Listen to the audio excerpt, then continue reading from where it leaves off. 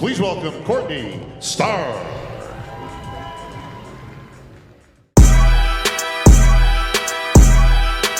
Motherfucker, I've been mortified, 45, feeling like a Mordecai. I ain't regular, feel like Jordan wearing 45. Traumatized, victimized, seen some of my die. Knock you off a base with a bat when them niggas fly. Hey YouTube, what is up? So today I'm making a video going over a mistake in training, and I want to kind of get into this because no matter what level you're at, sometimes when you're training, your form may start to slip without you realizing it, especially if you train alone. So this is where sometimes taking video of yourself or having a training partner can come in really handy.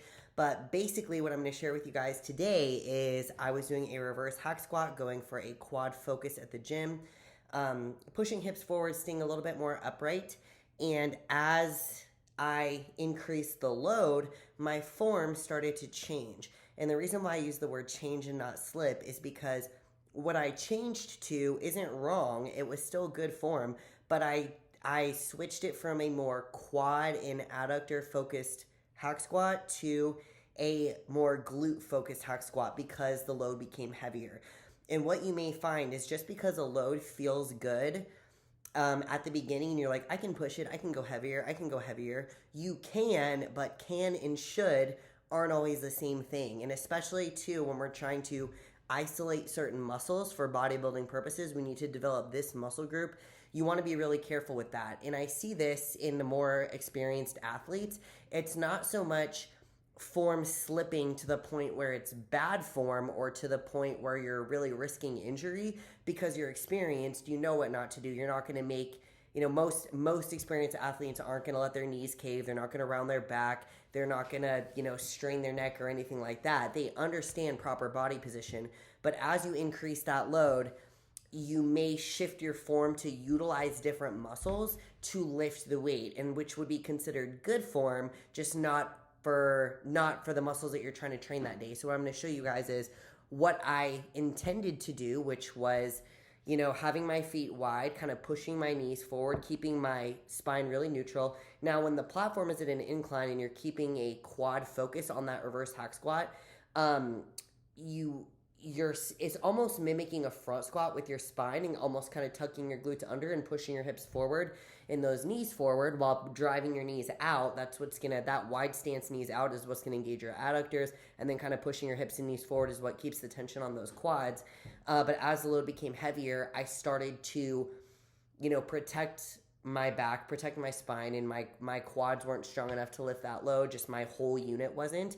And so I started to shift to a glute focus where I was actually driving my hips backward and kind of pushing more with my glutes and hamstrings. So the form difference is very evident in these videos, so I want you guys to see it firsthand because I think that it's really beneficial for you to see it, because what I thought I was doing and what I felt like I was doing was, I thought I was going deeper and pushing my hips forward and keeping my spine at the angle that I wanted to. But after looking at the video, I was like, oh no, I was way off. So I had to lighten the load and then take another video and actually do it with the form that I intended to. And when I was warming up, I had proper form, but as the weight became heavier, I slowly shifted my form, probably, set by set. And it took me looking at it, correcting it, backing off the weight, and then making sure that I was getting that proper body position. So the purpose of me sharing this with you guys is that way, now you can see the difference between a glute and a kind of quad-focused reverse hack squat. But I also want you to, remind yourself to check your ego.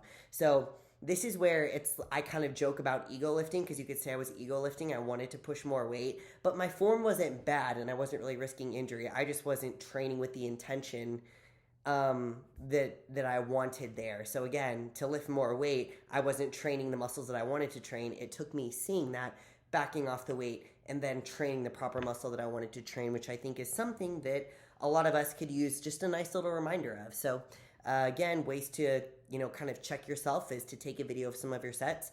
As a coach, I'll have athletes send me videos of their sets sometimes, or if they're having trouble with something, I'll look at their form and make suggestions on how they can intensify that exercise or tweak their body, because everybody kind of has different body mechanics under different machines and things like that, different lengths of their bones, and so the moment kind of changes in those movements. So anyways, videoing yourself, training with a buddy, sending videos to your coach to check your form, those are all great ways you can make sure that you are, getting the most out of those training sessions, because as you level up, especially when we're trying to build a certain shape, the exercise that you are doing, the load is to train that muscle. So we are focused more on the muscle than the movement when we are training for bodybuilding. It's not about positioning your body to lift the most weight. It is about positioning your body to squeeze the muscle, and then the weight is a tool to create that progressive overload. So